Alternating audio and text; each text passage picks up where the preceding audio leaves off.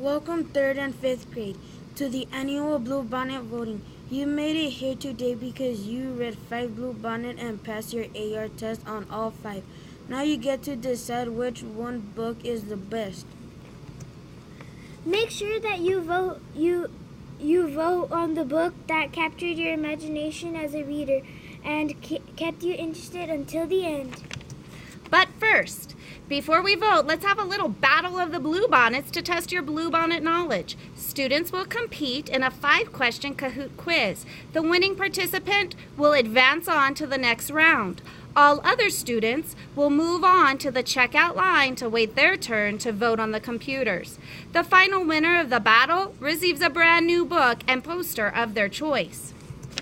Everyone will vote at the computer today. Once you submit your vote by clicking the submit button, please then click submit another response so that the computer is ready for the next person. You will then line up at the exit door to receive your treat and I voted sticker. Keep up the reading and work hard to be at our Bluebonnet celebration next year by reading the 5 new Bluebonnet nominated books for the upcoming year.